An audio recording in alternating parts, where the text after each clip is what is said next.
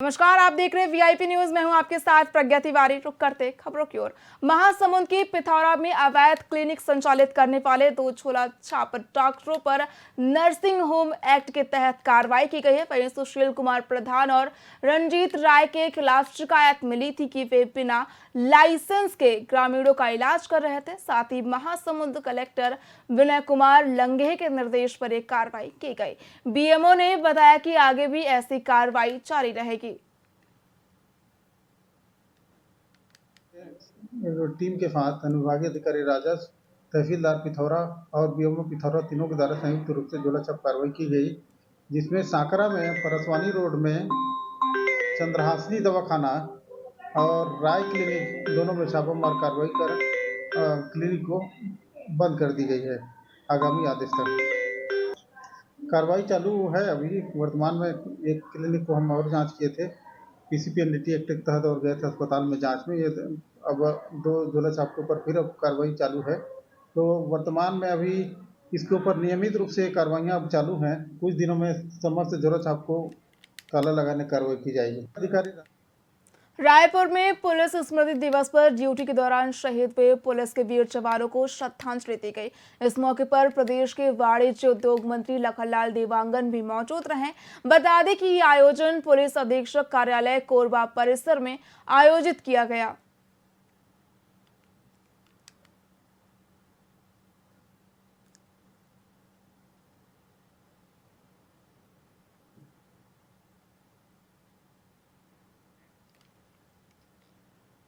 Vikasnagar stadium में अखिल भारतीय पूर्व सैनिक सेवा परिषद कोंडागांव के पदाधिकारियों और निःशुल्क सैन्य प्रशिक्षण प्राप्त करने वाले युवकों और युवतियों ने पुलिस स्मृति दिवस पर 2 मिनट का मौन धारण कर वीर शहीद जवानों को श्रद्धांजलि दी। इस दौरान पुलिस स्मृति दिवस अमर रहे के भी नारे लगाए गए। अखिल भारतीय पूर्व सैनिक सेवा परिषद कोंडागांव के जिलाध्यक्ष सूरज यादव ने बताया कि पुलिस स्मृति दिवस हर साल 21 अक्टूबर को मनाया जाता है। इस दिन का उद्देश्य उन पुलिसकर्मियों को याद करना है जिन्होंने देश की सुरक्षा और कानून व्यवस्था बनाए रखते हुए अपनी जान गंवाई। इस अवसर पर परिषद के अन्य पदाधिकारी मौजूद रहे।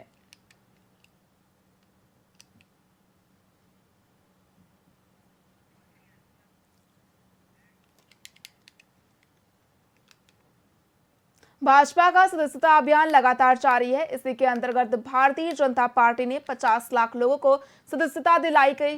बता दें कि केंद्रीय नेतृत्व ने छत्तीसगढ़ को 60 लाख सदस्य बनाने का टारगेट दिया था, जो कि लगभग पूरा होने की कगार पर है। इसी कड़ी में छत्तीसगढ़ में सक्रिय सदस्यता अभियान चलाया जा रहा है, जिसके तहत राजस्व और खेल युवा कल्याण मंत्री टंकराम वर्मा ने सक्रिय सदस्यता ग्रहण की है।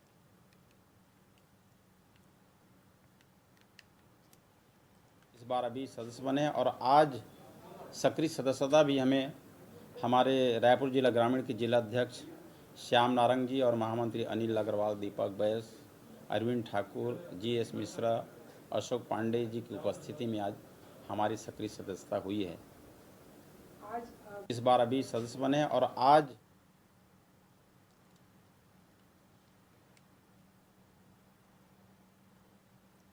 मुंगेली के धान उपार्जन केंद्र गुरुवाइन डबरी में लगभग 89,68,374 रुपए के फर्जीवाड़े करने वाले मुख्य आरोपी रामदास बंजारा को गिरफ्तार किया गया है।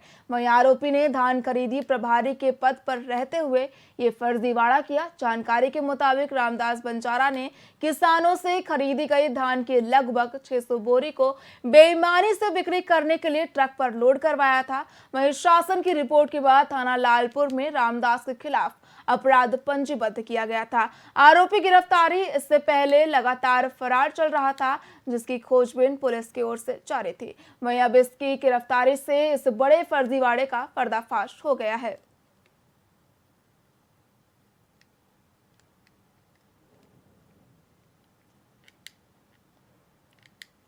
प्रशासन और पुलिस को एक बहुत बड़ी सफलता मिली है। धान खरीदी से संबंधित एक गबन का मामला लालपुर थाना क्षेत्र में 120 क्रमांक 2024 और 121 क्रमांक 2024, जिसमें धोखाधड़ी के मामले में अपराध 5वें महीने में दर्ज हुआ था। इस संबंध में मुख्य व्यक्ति जिसके विरुद्ध संबंधित विभाग से रिपोर्ट प्रशासन के माध्यम से प्राप्त हुआ था, रामदास बंजारा। ये रामदास इस टाइप के हमारे ज़िले में कई एफआईआर हुए थे, जिसमें हम लोगों ने कुछ दिनों पहले पूर्णचंद यादव को भी गिरफ्तार किया। प्रशासन और पुलिस को एक बहुत बड़ी सफलता मिली है। धान खरीदी से संबंधित एक गबन का मामला लालपुर थाना क्षेत्र में 120 क्रमांक 2024 और 121 क्रमांक 2024, जिसमें धोखाधड़ी के मामले में अपराध 5वें महीने में दर्ज हुआ था।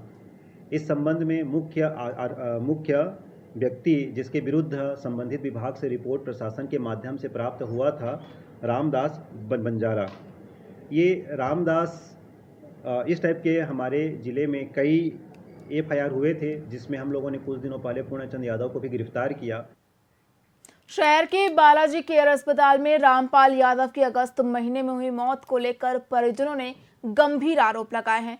वहीं परिजनों का कहना है कि रामपाल को पैर के दर्द के इलाज के लिए अस्पताल में भर्ती किया गया था, लेकिन 4 दिन बाद डॉक्टरों ने बताया कि उनकी किडनी फेल हो गई है। मौत के बाद परिजनों ने अस्पताल प्रबंधन पर लापरवाही का आरोप लगाया और अब तक मृतक की पोस्टमार्टम रिपोर्ट भी नहीं मिली है। वहीं परिजन न्याय के लिए भटक रहे हैं और अस्पताल प्रबंधन के खिलाफ एफआईआर दर्ज कराने की कोशिश कर रहे हैं, लेकिन प्रशासनिक स्तर पर कोई ठोस कार्रवाई नहीं हो रही है।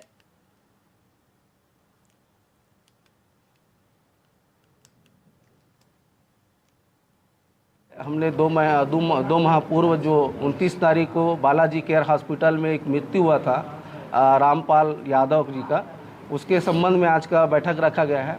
बैठक का कारण यह है कि हमने उस दिन आला अधिकारी लोगों को उस घटना के बारे में जानकारी दी, जो जिस हॉस्पिटल में मृत्यु हो गई थी वो भी डॉक्टरों के लापरवाही की वजह से, उन हॉस्पिटल के लापरवाही की वजह से। तो डॉक्टर आए, हमें आश्वासन दिया, सील किए, जांच होगी और पोस्टमार्टम का रिपोर्ट हमने पूरे जगह बताएंगे, मीडिया के माध्यम से भी जानकारी देंगे, आप लोगों को दें करके लगातार 2 महीने से उल्लू बना रहे हैं। अभी भी पूर्व में यहाँ पे प्राइवेट अस्पताल जो बालाजी अस्पताल था, वहाँ रामपाल यादव जी को ट्रीटमेंट कराने के लिए, नस का इलाज कराने के लिए उसको एडमिट किया गया था, जिसके 2-3 दिन बाद उन्होंने मृत्यु घोषित कर दिया। हमारा प्रश्न ये है कि बस्तर जिला प्रशासन ऐसे प्राइवेट अस्पताल को चलाने का आदेश कहां से दे दिया जिसके पास किसी प्रकार का स्पेशलिस्ट डॉक्टर ही अवेलेबल नहीं है, और अगर उसके पास स्पेशलिस्ट डॉक्टर अवेलेबल नहीं है तो वो ऐसे पीड़ित को, ऐसे पेशेंट को एडमिट कर लेते हैं जिसका वो ट्रीटमेंट करेंगे बोलते हैं, और नस का इलाज डाइवर्ट हो जाता है किडनी फेल में, किडनी फेल के बाद पीलिया बताते हैं, उसके बाद मृत्यु हो जाता है। ये बड़ा विडंबना का विषय है। हमने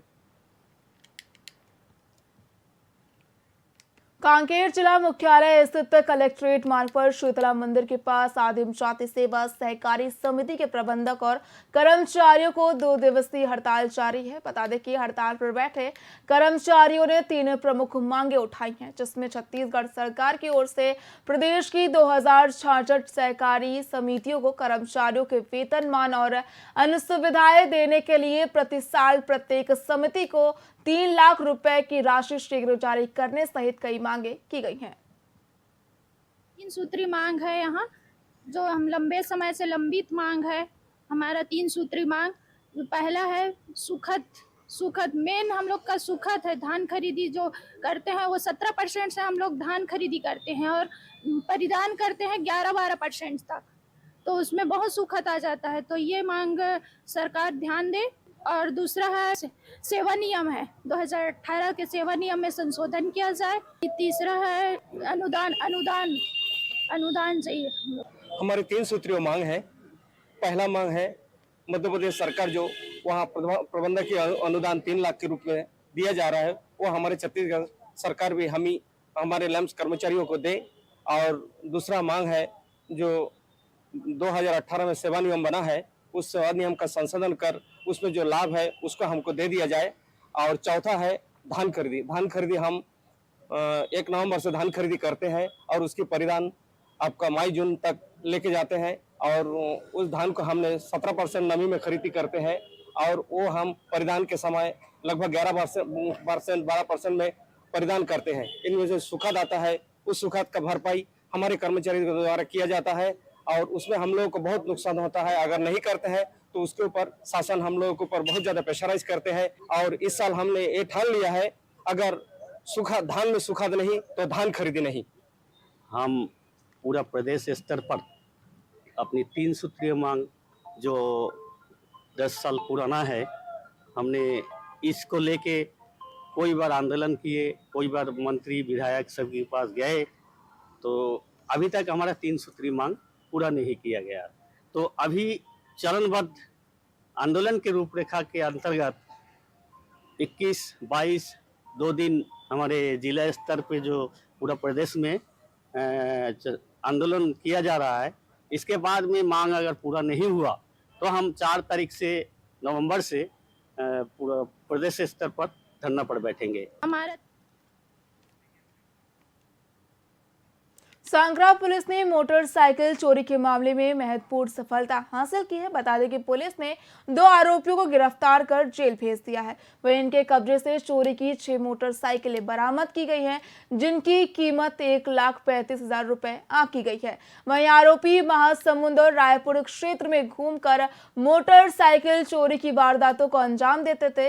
इस कार्रवाई में महासमुंद जिले के पटेवा, पिथौरा, साकरा और साइबर सेल की टीम ने संयुक्त रूप से कार्रवाई की। बता दें कि पुलिस ने सफलता के साथ ही नागरिकों से अपील की है कि वे किसी भी संदिग्ध गतिविधि की सूचना तुरंत पुलिस को दें, ताकि क्षेत्र में सुरक्षा को और अधिक मजबूत किया जा सके।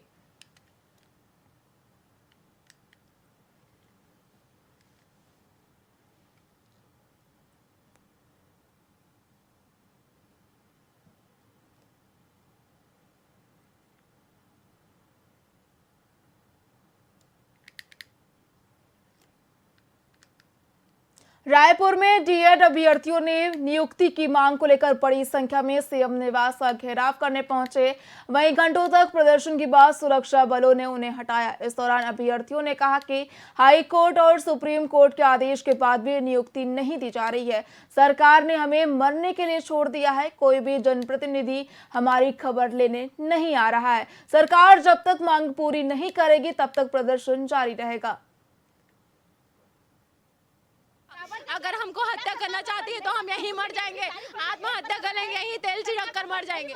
लेकिन सर हमको नियुक्ति दे दे सर, हम लोग अब नहीं लड़ सकते सर, हम लोग मर जाएंगे सर, हम लोग को नियुक्ति दे दे सर। यहाँ कोरबा से तो कोई जसपुर से, पूरे छत्तीसगढ़ के कोने कोने से, बस्तर से आते हैं सर। बस्तर से बेचारों के पास पैसे नहीं रहता, ले दे करके 200-300 जमा करके ट्रेन का टिकट लग जाता है सर। और लोग तो आर्थिक परिस्थिति में जूझते हैं, सब गरीब परिवार से बिलोंग करते हैं। 200-300 जोड़ के अपने साथ 2 किलो चावल, आलू, दाल ऐसे ला के हम लोग वहाँ प्रदर्शन करने सर। हम लोग ऐसी स्थिति हम लोग कभी कल्पना तक नहीं किए थे। हम टूटा में 2 अक्टूबर से हम लगातार धरना प्रदर्शन कर रहे थे हमारी अपनी मांगों को लेकर। इससे पहले हमें 5 संभाग सभी जिलों में और 90 विधायक के पास ज्ञापन लेकर पहुंचे, फिर भी कोई रिस्पांस नहीं मिला।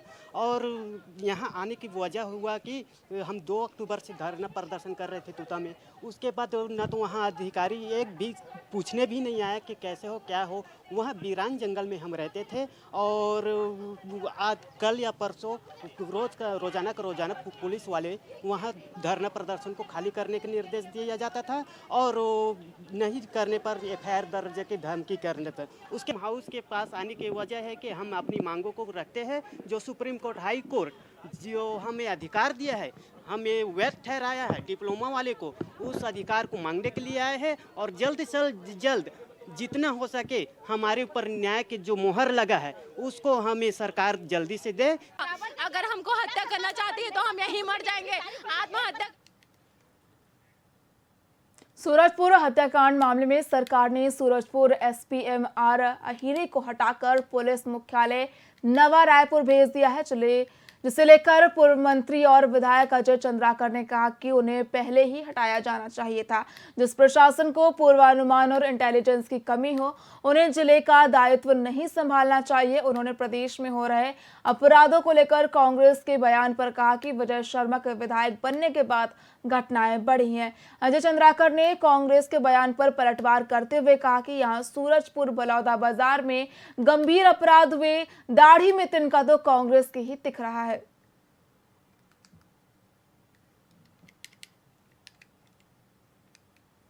छत्तीसगढ़ के रायपुर दक्षिण विधानसभा में 13 नवंबर को उपचुनाव होने जा रहा है। बता दें कि भाजपा ने पूर्व सांसद सुनील सोनी को प्रत्याशी बनाया, जबकि कांग्रेस ने अभी तक अपना उम्मीदवार घोषित नहीं किया है। वहीं 3 निर्दलीय प्रत्याशी भी नामांकन कर चुके हैं। बता दें कि सीएम विष्णुदेव साय ने भाजपा की जीत का विश्वास जताया है और कहा है कि रायपुर दक्षिण हमेशा से भाजपा का गढ़ रहा है। साथ ही उपचुनाव के परिणाम से ये साफ होगा कि जनता किसे अपना प्रतिनिधि चुनती है।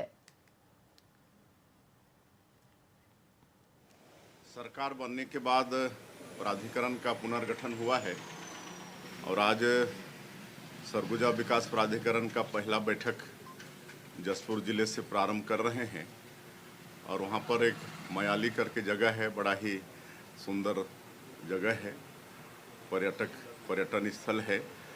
वहाँ पर विश्व का सबसे बड़ा शिवलिंग भी स्थापित है, तो वहाँ से शुरू कर रहे हैं। और जिस तरह से 15 साल हमारी सरकार थी डॉक्टर रमन सिंह के नेतृत्व में, तो उन्होंने सरगुजा और बस्तर जो आदिवासी बहुल क्षेत्र है वहाँ पर विकास को फोकस करने के लिए प्राधिकरण का गठन किया था। और इस समय हम लोग पुनर्गठन में पिछली सरकार में अध्यक्ष जो मुख्यमंत्री होते थे हमारी सरकार में, उसको हटा के विधायक को बनाए थे। और हमको लगता है कि पिछले 5 साल प्राधिकरण में ठीक से काम भी नहीं हुआ, लेकिन अब अच्छा काम है। सरगुजा क्षेत्र में विकास की नई शुरुआत करते हुए मुख्यमंत्री विष्णुदेव साय ने जशपुर जिले के मयाली में आदिवासी विकास प्राधिकरण की बैठक की है।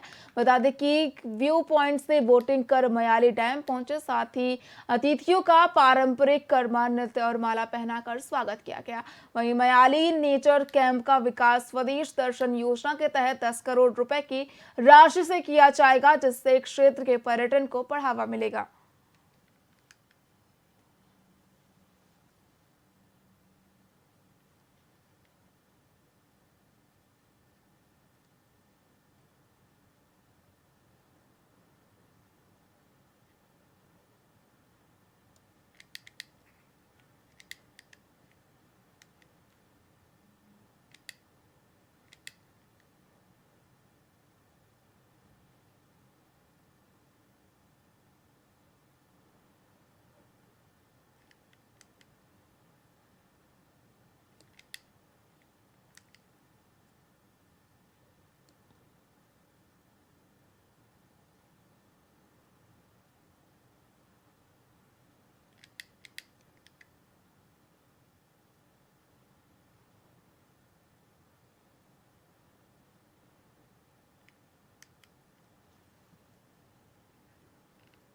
छत्तीसगढ़ के मुख्यमंत्री विष्णुदेव साय ने सरगुजा के लिए रवाना होते समय सरगुजा विकास प्राधिकरण की पहली बैठक में विकास पर जोर दिया। उन्होंने बताया कि पिछले 15 सालों में उनकी सरकार ने आदिवासी बाहुल क्षेत्र सरगुजा और बस्तर के विकास के लिए प्राधिकरण का गठन किया था। वहीं पिछले 5 सालों में प्राधिकरण का काम संतोषजनक नहीं रहा, जिसे अब पुनर्गठित किया गया है। रायपुर दक्षिण सीट पर कांग्रेस के प्रत्याशी की घोषणा न होने पर सीएम साय ने कहा कि क्षेत्र लगातार भाजपा का गढ़ रहा है। अजय योद्धा ब्रजमोहन अग्रवाल ने 8 बार विधायक चुने जाने का उल्लेख करते हुए कहा कि इस बार सुनील सोनी भारी मतों से जीतेंगे। उन्होंने ये भी कहा कि विपक्ष को मजबूत बनाकर काम करना उनकी प्राथमिकता है। बनने के बाद प्राधिकरण का पुनर्गठन हुआ है और आज सरगुजा विकास प्राधिकरण का पहला बैठक जसपुर जिले से प्रारंभ कर रहे हैं। और वहाँ पर एक मयाली करके जगह है, बड़ा ही सुंदर जगह है, पर्यटन स्थल है। वहाँ पर विश्व का सबसे बड़ा शिवलिंग भी स्थापित है, तो वहाँ से शुरू कर रहे हैं। और जिस तरह से 15 साल हमारी सरकार थी डॉक्टर रमन सिंह के नेतृत्व में, तो उन्होंने सरगुजा और बस्तर जो आदिवासी बहुल क्षेत्र है वहाँ पर विकास को फोकस करने के लिए प्राधिकरण का गठन किया था। और इस समय हम लोग पुनर्गठन में पिछली सरकार में अध्यक्ष जो मुख्यमंत्री होते थे हमारी सरकार में, उसको हटा के विधायक को बनाए थे। और हमको लगता है कि पिछले 5 साल सदन में ठीक से काम भी नहीं हुआ, लेकिन अब फिलहाल खबरों में इतना ही। देखते रहिए VIP न्यूज़। नमस्कार।